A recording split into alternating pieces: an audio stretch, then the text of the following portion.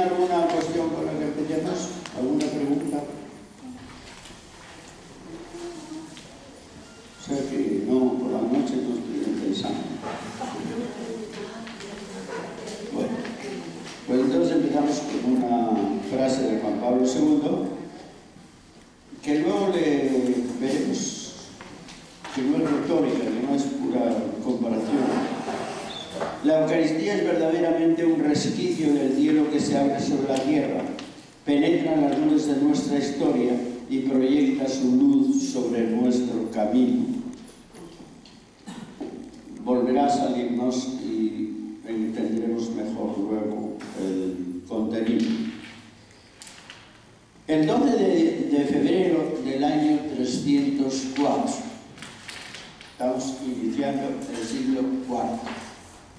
Estamos en el año 304 y estamos al principio del año porque estamos en febrero. En la región de Cartago, parte del Imperio Romano, los cristianos vivían una dura persecución. Aquel día 49 personas, hombres, mujeres, jóvenes y niños, fueron salvajemente torturados y martirizados. ¿Cuál era su delito? Porque eran perseguidos. Según los decretos imperiales, los cristianos no se podían reunir para celebrar la misa. Pero estas 49 personas fueron sorprendidas por los agentes policíacos celebrando juntos la Eucaristía. ¿Quién es el Estado y quiénes son los emperadores para dar leyes evidentemente injustas? ¿Por qué hemos de someternos sumisamente a semejantes decretos dictatoriales? Es necesario obedecer a Dios antes que a los hombres, había dicho San Pedro muchos años anteriores frente al tribunal que lo juzgaba. El funcionario de turno, en este caso, en su interrogatorio policial le preguntó por qué habían desobedecido las órdenes de los emperadores. El dueño de la casa donde se celebraba la Eucaristía, llamado Emérito, respondió tranquilamente: en mi casa hemos celebrado. Nosotros no podemos vivir sin celebrar los misterios del Señor. Sí, hemos celebrado tranquilamente, dijo el sacerdote Saturnino que había presidido la Eucaristía. Nosotros no podemos interrumpir la celebración del Día del Señor.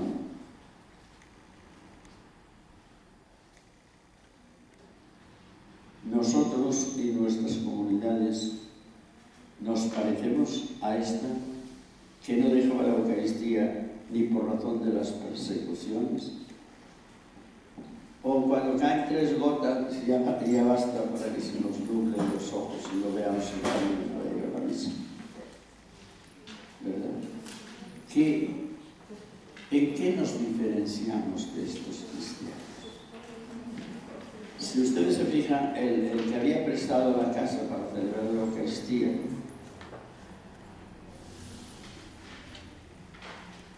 decía,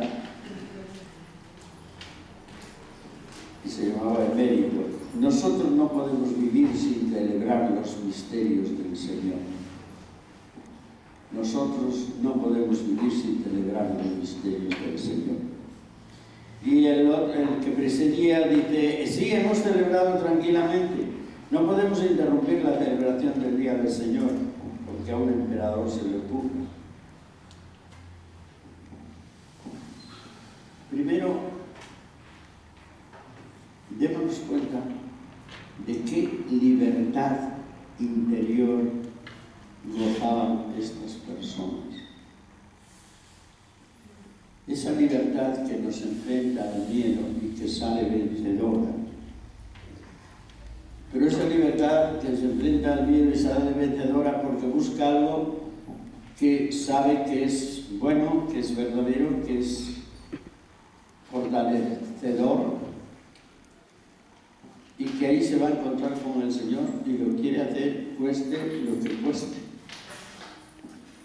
La diferencia con nuestras comunidades normales es que nosotros vamos a un rito vamos a un cumplimiento, vamos a observar una ley, una costumbre cristiana. Pocas veces vamos a un encuentro. Es decir, este que era un encuentro, esto que era un encuentro, se convierte en una especie de sistema, de ley, de burocracia o de rito o de costumbre, etcétera, etcétera. Y entonces, lógicamente, el entusiasmo decae, porque no es lo mismo ir al encuentro con alguien muy importante y que sabemos que nos ama hasta el final, que ir a cumplir una ley. Son cosas totalmente distintas. Cuando vamos a cumplir una ley, podemos hacer algo muy sencillo. Voy a la misa, y bueno, ya estamos en la misa, ahora ya podemos vivir el resto del día como paganos. Ya hemos cumplido, ya. Y muchas veces observas exactamente este tipo de psicología. Ya hemos cumplido, ahora vamos a usar el domingo igual que lo usan los paganos, con las mismas diversiones y los mismos aburrimientos de los paganos.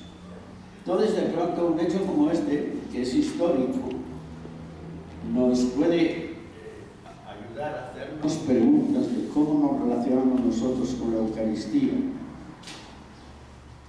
¿Qué pasa por tu corazón, por tu mente, por tu persona ante la Eucaristía? Especialmente ante la Eucaristía, por el domingo. ¿Qué pasa por ti? ¿Qué vas a buscar? ¿Vas a buscar un cumplimiento? ¿Vas a buscar satisfacer una ley? ¿Vas a buscar cumplir una costumbre cristiana? ¿Qué vas a buscar? ¿O vas a buscar un encuentro con alguien que me amó y se entregó a la muerte por mí, y que ha tenido un amor tan inventivo que ha sido capaz de buscar una fórmula para quedarse con nosotros? Pero cuando voy, Él está. Voy a alguien, no a algo. No voy a adorar algo, sino a alguien. Y no voy a celebrar algo, sino con alguien, etc. El primer domingo de la historia. Era el primer día de la semana y el primer domingo de la historia. Jesús había resucitado al amanecer de esa jornada. Ahora comenzaba la tarde, dos discípulos, desconocedores de la resurrección, se encaminan desesperanzados hacia su aldea de Emaús, cercana a Jerusalén. Por cierto, que aunque sea así muy de pasada, ustedes saben y recuerdan, por lo menos alguna vez hicimos algo de esto, que el país de Jesús es muy sencillo y lo podemos retener en nuestra cabeza sin esfuerzo y sin daño especial para nuestras neuronas.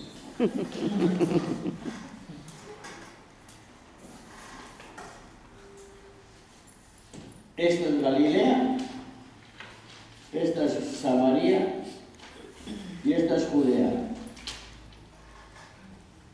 Galilea está en Nazaret, bueno, esto es el lago de Genesaret, el lago, esto es el Mar Muerto, este es el río Jordán, ¿verdad?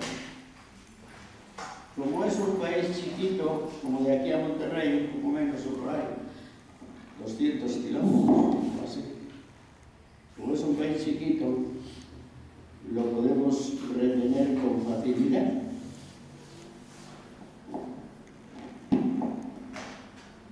Y así cuando el Evangelio nos habla de lugares concretos, pues saber aterrizarlos. No estamos leyendo, cuando leemos los Evangelios, un cuento de hadas que sucedió en un reino muy feliz y lejano, pero no sabemos dónde, sino que estamos hablando de parte o un aspecto de la encarnación de Jesús, que se encarnó en un cuándo y en un dónde.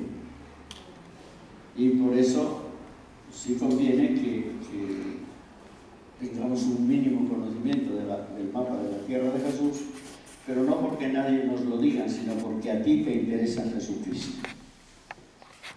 Porque te interesa tu relación con Él, quieres saber de Él, dónde vivió, y cuando nos habla su palabra de Él, y que estaba aquí o allí, sepamos ese aquí o ese allí donde se sitúa. Entonces, decíamos aquí Nazaret, muy cerca está Naín, por ejemplo, Sicar, donde se encuentra con la samaritana, y sobre todo aquí tiene Jerusalén, Jericó, y muy cerquita Emaús, en el sur, en Judea, y ahí cerquita de la isla de Betania, etcétera, etcétera. En general, todas las Biblias suelen tener algún, por supuesto, de generación. Ahorita nos vamos de camino hacia la aldea de Emaús, cercana a Jerusalén. Van hablando del asunto de Jesús de Nazaret. Muy pronto se les unió un peregrino y se puso a caminar a su lado. ¿De qué venían conversando?, les preguntó. ¿Acaso solo tú ignoras lo que ha pasado estos días en Jerusalén? ¿Qué ha pasado?, volvió a preguntarles el peregrino. Todo ese asunto de Jesús de Nazaret, el profeta, poderoso en obras y palabras, aceptado por Dios y por el pueblo, y cómo nuestros jefes lo hicieron condenar a muerte y clavaron en una cruz. Esperábamos que Él liberaría a Israel, pero ¿cuánto les cuesta creer?, les dijo el peregrino, lo que anunciaron los profetas. ¿No tenía que suceder así, que el Cristo padeciera para entrar en su gloria? A continuación, el peregrino, comenzando por Moisés y recorriendo los textos de los profetas, les interpretó lo que las Escrituras decían sobre el Cristo. Y así, mientras conversaban, fue avanzando la tarde y llegaron a la aldea de Emaús. El peregrino intentaba seguir adelante, pero sus compañeros de camino le rogaron insistentemente: quédate con nosotros, pues ya cae la tarde y se termina el día. Entraron entonces a la casa de uno de ellos y se pusieron a cenar. Y ya en la mesa el peregrino tomó el pan, lo bendijo, lo partió y se lo dio. En ese momento se les abrieron los ojos a los discípulos y reconocieron vivo a Jesús bajo las apariencias del peregrino que les ofrecía la cena. Con razón sentíamos arder nuestro corazón mientras nos hablaba por el camino, comentaron más tarde. Después Jesús desapareció de su vista. No tenemos que olvidar que era el mismo de antes de la resurrección, pero no era lo mismo.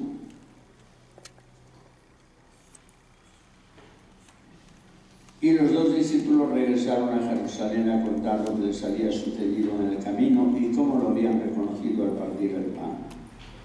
A su vez, los apóstoles y su grupo, reunidos en Jerusalén, les dijeron: es verdad, el Señor resucitó y se dejó ver por Simón.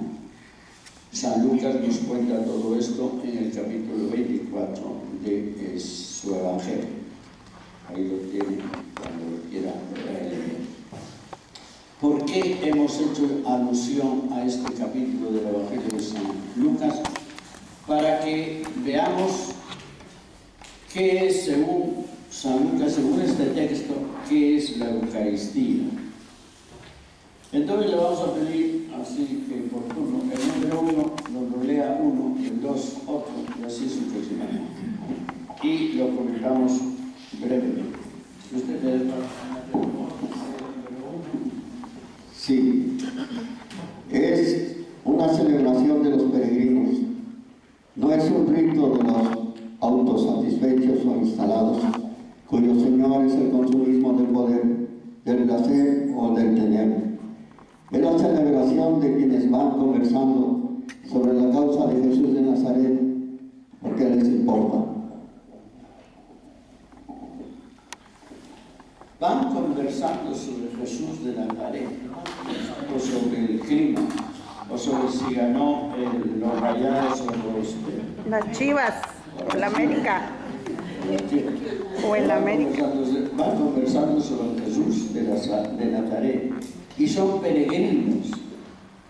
Nosotros somos peregrinos en la vida y especialmente cuando vamos a la Eucaristía tenemos que ir preparándonos de una forma o de otra o conversando sobre algo pertinente y algo que nos reencauce a hacer bien eso que vamos a hacer, porque es algo sumamente importante, ¿verdad? Y no siempre vamos radiantes. A veces, como en este caso, los peregrinos pueden sentirse débiles, entristecidos o desesperanzados, porque el mundo ha crucificado a Jesús y lo sigue crucificando en sus hermanos, o porque sus propias vidas están rotas.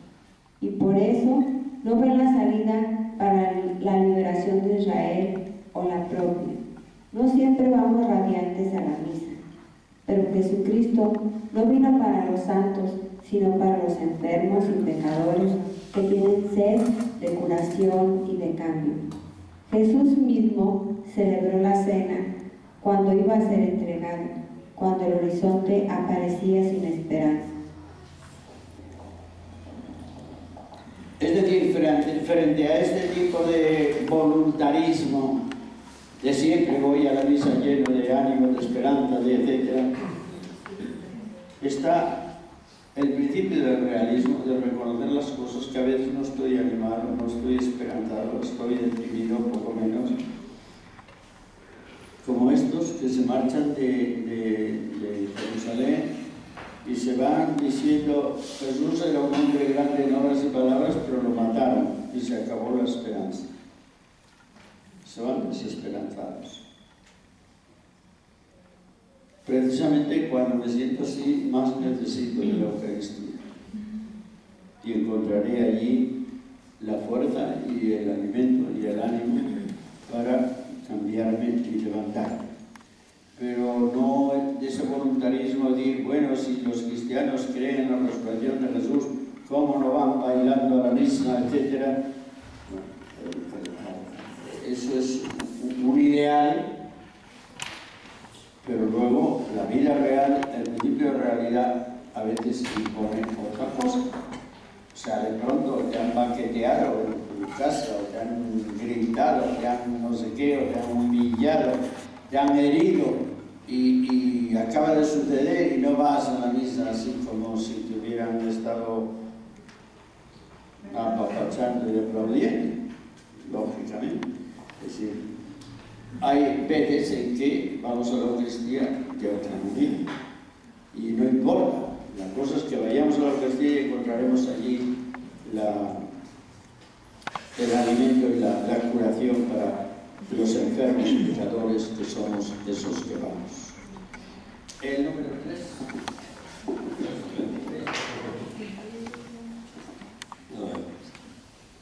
Es un encuentro con Jesús sin reconocerlo o palparlo físicamente, pero que va realmente a nuestro lado bajo los signos, en este caso bajo el signo de un peregrino desconocido y de un pan repartido. O sea, es un encuentro, pero un encuentro sin poder palparlo físicamente. Sin embargo, iba tan realmente al lado de estos peregrinos, pero no lo reconocían, porque iba bajo el signo de este desconocido, ¿verdad? Y ese aspecto tenemos que asumirlo y rezarlo, como decía San Juan de la Cruz: descubre tu presencia, mira que la dolencia de amor que no se cura, sino con la presencia y la figura. Pero, de hecho, habrá días en que eso tiene mucho peso. Nos gustaría realmente que Jesucristo no estuviera solo presente místicamente o misteriosamente, sino a nuestro modo normalito de ver, palpar, tocar, escuchar, oler, etcétera, etcétera. Y estos peregrinos nos muestran que ese Jesús iba con ellos y tampoco ellos podían entrever que era Él. Iba bajo los signos, disfrazado bajo los signos de un extraño, y ahí iba Jesucristo, ¿verdad? El número 4.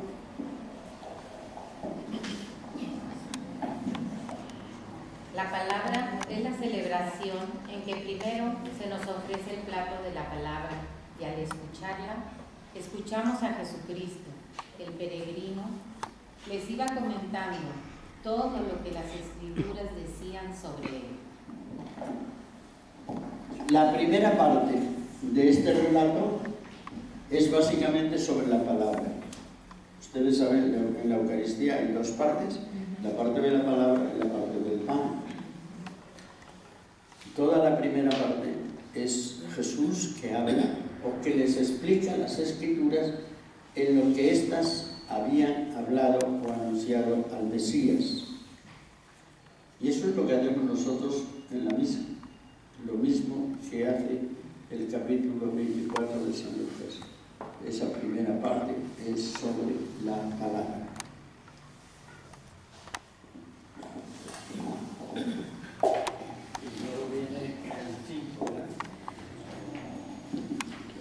El pan.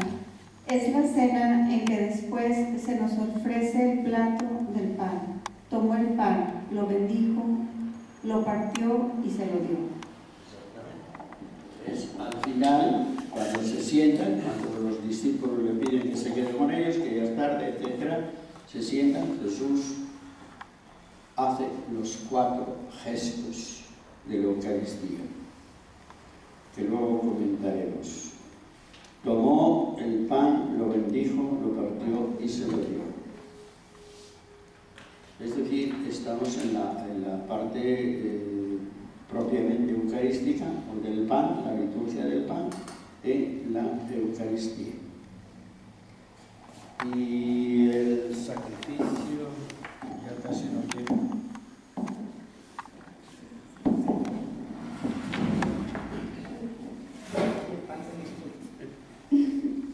Sacrificio y banquete es la cena en que, al partir el pan y recibirlo en comunión, reconocemos a Cristo realmente resucitado y presente entre nosotros. Ya los discípulos, al ver los 4 gestos eucarísticos de Jesús, lo descubren al partir el pan. O sea, al partir el pan y recibirlo en comunión, reconocemos que Cristo, el realmente resucitado, está presente entre nosotros. Esto es lo que pasa con ellos, esto es lo que pasa o puede pasar, ojalá suceda también con nosotros.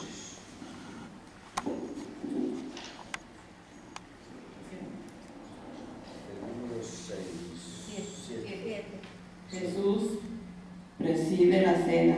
Esta cena está siempre presidida por Jesucristo, aunque Él ejerza esta presidencia bajo la imagen de un desconocido, peregrino o de alguno de sus ministros ordenados. El mismo Jesús es quien la preside y la celebra con nosotros, los peregrinos. Este es el principio que aquí se ve tan claramente en estos 2 peregrinos. Él es un tercero, él es el que preside la Eucaristía.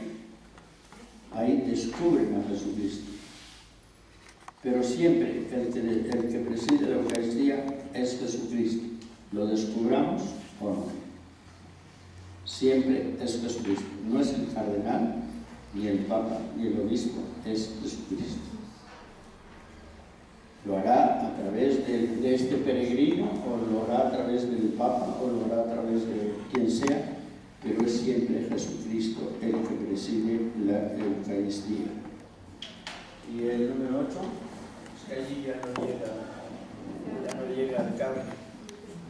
Nuestro corazón ardía. Es la cena en que se alimenta y se fortalece nuestra fraternidad y nuestra esperanza. Con razón, nuestro corazón ardía mientras Él nos hablaba. Es un efecto de la Eucaristía, es que calienta nuestra fe y la entusiasma, la empuja y calienta la fraternidad. Con razón nuestro corazón ardía mientras íbamos con Él.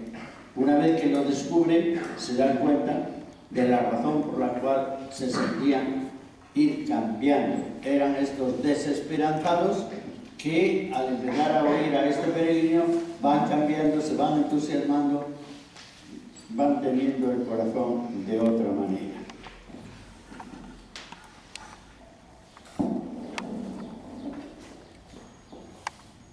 Enviados a la misión.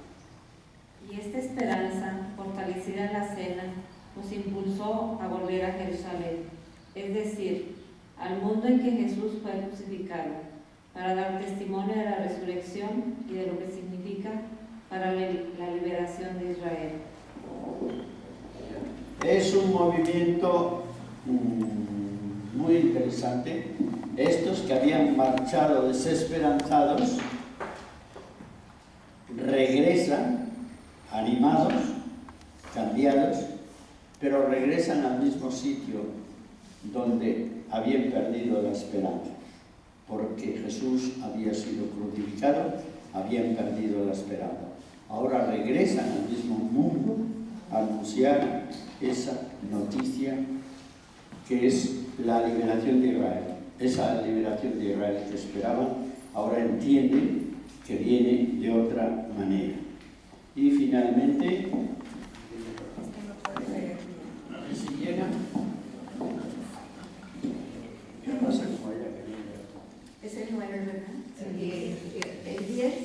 Metidos en la comunidad, y esta cena nos lleva también a una inserción creciente en la fe y en la vida de la comunidad cristiana, que convalida nuestra fe con la suya y le da nuevos motivos y certezas. Así lo hicieron los apóstoles con estos dos discípulos de Maús. Los confirmaron con su experiencia en la fe del crucificado que ha resucitado. Es verdad, el Señor resucitó y se dejó ver por Simón.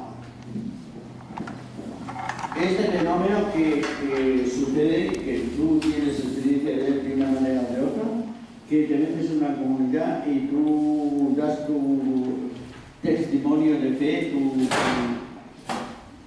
experiencia, y otros te animan con la suya. Esto es lo que pasa, pero en grande, en este encuentro. Estos peregrinos vuelven y se insertan en la comunidad que habían dejado y para darles la buena noticia de lo que les pasó a ellos. Pero en la comunidad reciben la confirmación de eso. Alguien más les dice lo mismo. Es verdad, el Señor resucitó, se dejó ver por Pedro. Es decir, estamos ya en este tipo de comunidad cuasi estructurada, donde el nombre de Pedro aparece por primera vez. Aparece así como primero. No dice que Jesús se apareciera por primera vez a Pedro, sino que se dejó ver por Pedro. El Evangelio de San Marcos, ustedes recuerdan, nos afirma con toda claridad que a la primera que se aparece a Jesús es a María Magdalena. Entonces, según el relato de San Lucas, tenemos los elementos fundamentales de la misa: unos peregrinos que van unidos, que van preocupados, que hablan de Jesús. Tenemos la liturgia de la palabra, tenemos la liturgia de la Eucaristía, tenemos el efecto de cómo se cambia y se calienta el corazón y la fe, y tenemos cómo nos metemos en la comunidad y cómo la comunidad nos reanima y nosotros reanimamos a la comunidad. Es decir, aquellos elementos básicos de cualquier Eucaristía. Si nosotros leyéramos aquí la primera descripción de la Eucaristía que se conserva, que es bueno, dígame de qué santo es.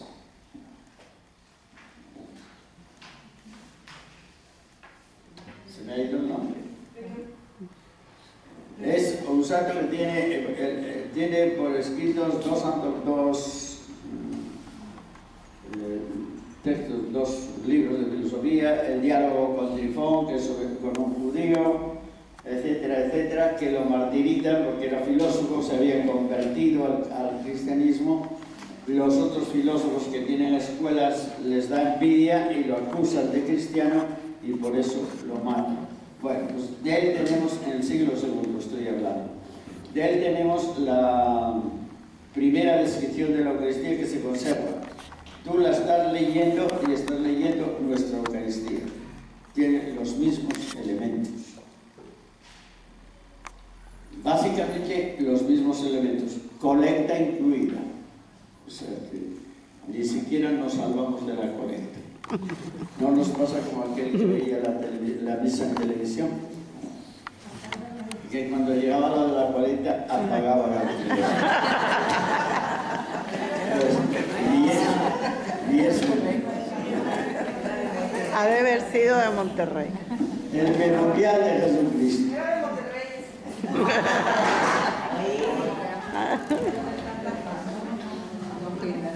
El memorial de Jesucristo. Ustedes recuerdan lo que no necesitamos ahorita recordar lo que es el memorial, porque ustedes lo recuerdan bien, pero es fundamental para la Eucaristía.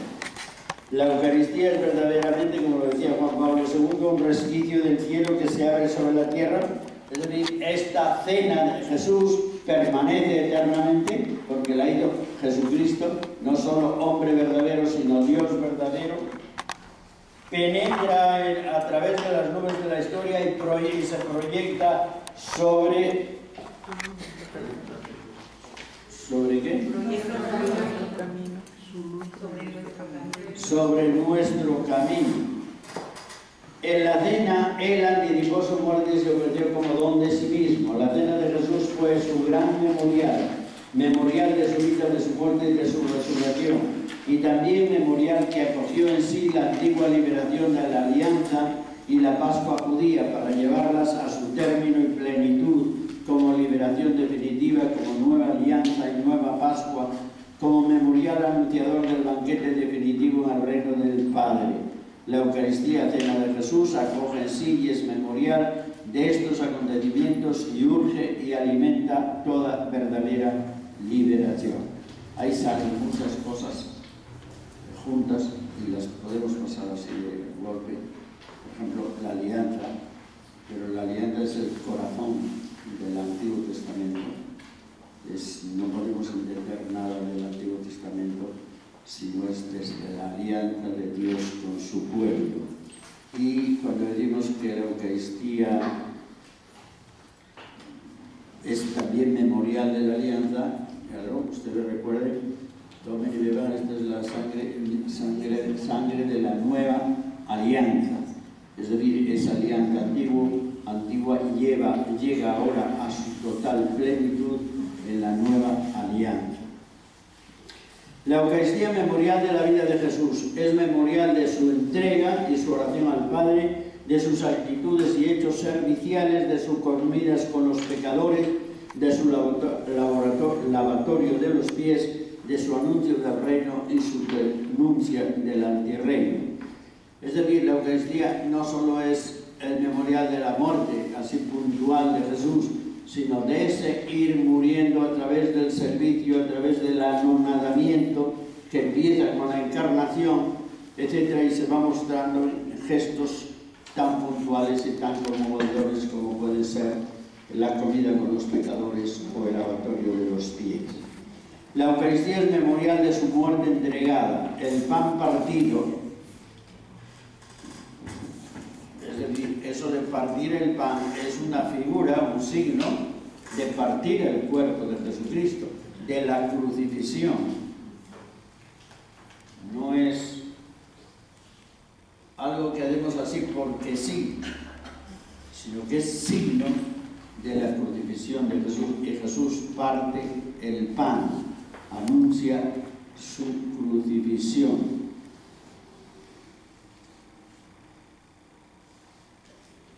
Tomen y coman, esto es mi cuerpo, ese pan partido. Hagan esto en memoria mía. Es un sacrificio para el perdón de los pecados. Este es mi cuerpo entregado por ustedes. Lo mismo sucederá con la sangre, dice sangre derramada. Esa es la que es la suya, la derramada. Al darle la copa de vino les dijo, esta es mi sangre, sangre de la alianza que será derramada por ustedes. Está anunciando la pasión, está celebrando el memorial de la pasión. Jesús, aún vivo, acepta y entrega su muerte en los muy reales signos sacrificiales del pan partido y de la sangre derramada. Siempre que beban de ella, háganlo en memorial mío o en memoria mía, y háganlo como memorial mío. La Eucaristía es también memorial de la resurrección de Jesús. Jesús les anuncia en la cena su resurrección al decirles, no volveré a beber del jugo de la uva hasta que lo beba nuevo en el reino de Dios. Hasta la nueva y perfecta Pascua en el reino de Dios, que dice San Lucas. Va a morir, pero entrará después en la Pascua definitiva, en la Pascua cumplida en el reino. Y lo está anunciando. Y nosotros lo decimos en la Eucaristía cuando al final, después de la Eucaristía, después de la consagración. Anunciamos tu muerte, proclamamos tu resurrección. Ven, Señor Jesús. La Eucaristía es también memorial de la nueva alianza. Esta copa es la alianza nueva sellada con mi sangre que va a ser derramada por ustedes para el perdón de los pecados. La alianza antigua no es suprimida, es acogida en la nueva y llevada a su plenitud anteriormente desconocida, llevada a su máximo. La Eucaristía es también memorial de la nueva Pascua. Jesús, al celebrar su cena, a modo de cena pascual de despedida, asume las antiguas vetas de la Pascua judía, la de los pastores nómadas, la de los agricultores sedentarios y la liberación histórica de la esclavitud de Egipto. Todas esas formas de Pascua son asumidas en su celebración y son llevadas y sobrepasadas en su nueva y definitiva Pascua. Ustedes saben, la Pascua judía, que le tocaba celebrar a Jesús, estaba hecha de todos estos componentes históricos. Se había iniciado con una fiesta de los pastores nómadas, había pasado a los agricultores sedentarios, se había celebrado especialmente como liberación de Egipto, y Jesús toma todas esas vetas de significación en su propia Eucaristía, en su propia cena, y las ofrece y las sobrepasa en la nueva alianza. La Eucaristía es también memorial que anuncia el banquete definitivo. Este gran memorial anuncia también el banquete definitivo, el banquete en que beba con ustedes vino nuevo en el reino de mi Padre. Y ese banquete se nos anuncia también para nosotros. Dice, con ustedes, beban vino nuevo con ustedes en el reino del Padre. Es el banquete de la fraternidad, iniciado ahora y consumado al final. Por eso clamamos, ven, Señor Jesús, o Maranatha. Según la fórmula de los primeros cristianos, que lo decía en arameo. Maranatha, ven, Señor Jesús. Un hecho fundacional, la cena de Jesús pasado, se hace hoy actual entre nosotros por su Espíritu en el presente y se anuncia como signo que llegará a su plenitud en el banquete definitivo del Padre. Futuro eternidad. Esta es la misa. Este es el memorial de la cena de Jesús que acoge en sí esta pluralidad de sentidos inagotables. Ante el Padre y por la fuerza del Espíritu Santo hacemos el memorial del Hijo, y la gracia del Espíritu Santo nos hace a nosotros presentes y contemporáneos de su cena y participantes en ella. Presentes, contemporáneos, participantes en la cena de Jesús. Jesucristo la preside y la celebra con nosotros y nosotros con Él y con su comunidad. La cena de Jesús, realizada de una vez para siempre, que permanece ante el Padre, se hace ahora presente entre nosotros y nos hace sus contemporáneos y participantes. Desde aquí podemos entender que solo hay una misa, la cena de Jesús, aunque la celebremos muchas veces y en variados lugares. Por supuesto, estoy seguro que alguien puede decir: yo cuando voy a la misa no tengo en cuenta todo esto, se me pasa, etcétera, etcétera. Por supuesto, somos como somos así. Las sombras nos llaman la atención y las realidades se nos pasan desapercibidas con frecuencia. Y este es el caso. Pero sí importa que de cuando en cuando hagamos una reflexión sobre esta hermosa, conmovedora realidad de la Eucaristía, para que, aunque luego muchas cosas se nos pasen, tengamos esta verdadera sensación que me parece cristiana, de decir: sé que aquí hay mucho más de lo que yo entiendo o percibo, o en este momento me abro a ello, pero haz, Señor, que de una u otra manera me lo hagas sentir o me lo hagas experimentar, aunque no comprenda todos los matices en los que estoy metido.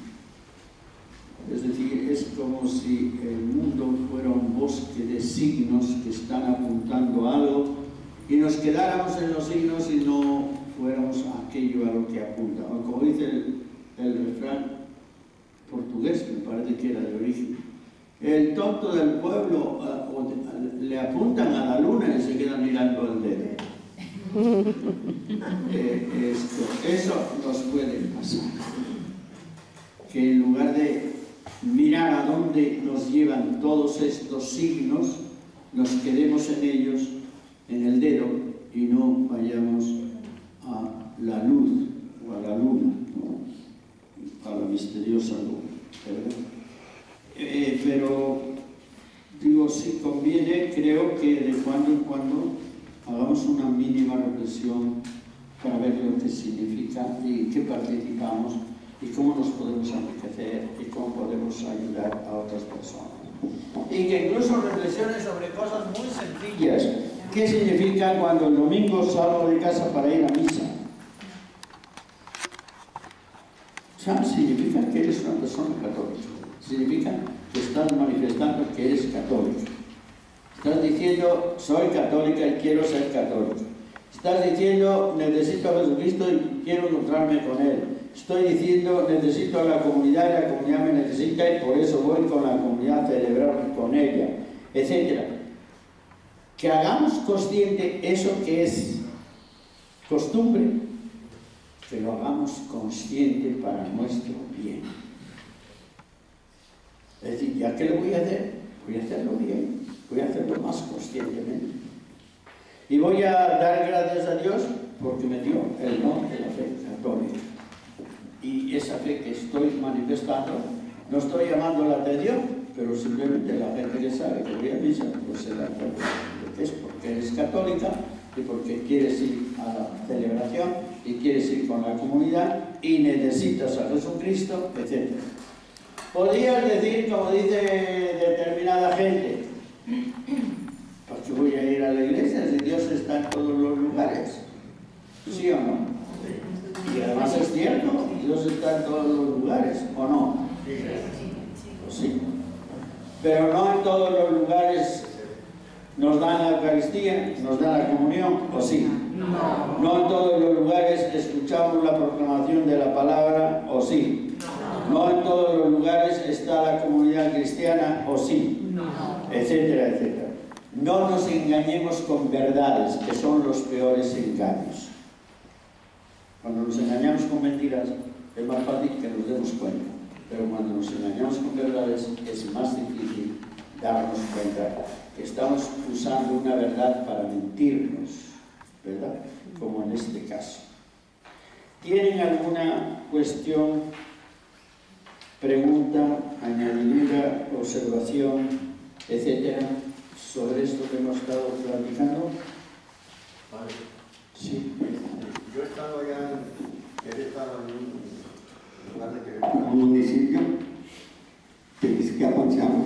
Hay un padre, uno solo, que cuando oficia la misa pone a una persona a su lado explicando paso por paso el significado de la misa, el por qué entra el padre por la puerta, que hace la invitación al pueblo a celebrar la Eucaristía, por qué besa el altar, por qué esto, por qué el otro, y así se va a acercar un poquito más, pero como que la gente agarra más la onda de lo que es la Eucaristía, o la misa, o la liturgia, ambas partes. Además está bueno eso, ¿no? O sea, está usted celebrando y de pronto me va diciendo, mira, hemos besado al altar por esto, y esto es lo que significa besar al altar.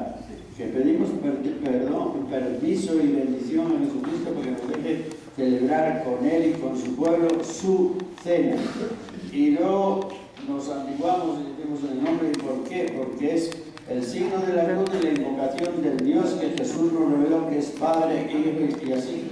Claro, esto, bueno, si es todos los días con la misma gente, pues no. Pero si no, eso es un método muy pedagógico para que todo el mundo, en lugar de decir, fíjense ustedes, no, oye, mire, Pablo, fíjense usted, Pablo, que esto lo hacemos por esto y esto. Los demás entienden, claro, es un buen método.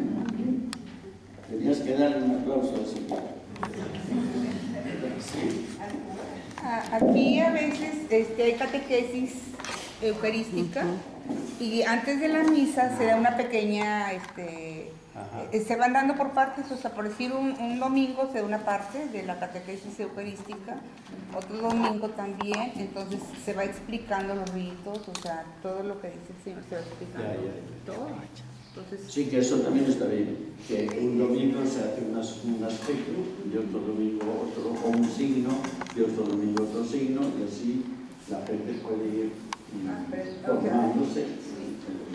Y de hecho, por ejemplo, nosotros damos precisamente el tema al catecumenado sobre la Eucaristía y damos, o sea, lo que es la liturgia, las partes de la liturgia, o sea, lo que decía, o sea, que se divide en dos partes y vamos dando precisamente todo eso también, el reto al altar, los ritos, vamos explicando todo. Sí, en el folleto 18, que es la misa paso a paso, está así desde el principio, desde el mero principio, desde el beso al altar hasta la bendición final, está así paso a paso. Sí, de hecho nos apoyamos mucho en su libro para hacer porque es tan práctico, quiero decir sencillo, es al alcance de cualquiera y se puede. Pues me alegro. Quiero decir que sí, mucha gente en muchas comunidades no tienen esas posibilidades. Ojalá que en lo que dependa de ti o de mí haya posibilidades, ¿verdad?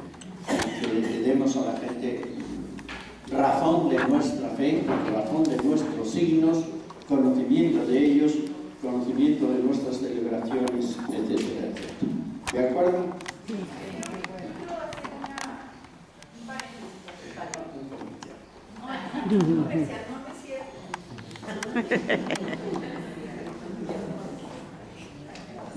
No, no es un comercial.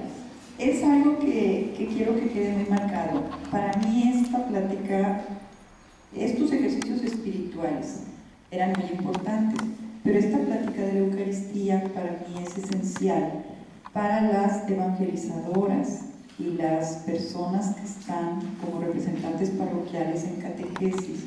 A mí me gustaría puntualizar esta situación que el Padre nos está presentando, porque en muchas ocasiones llegan mamás que no han tenido ellas la formación y los niños no están preparados.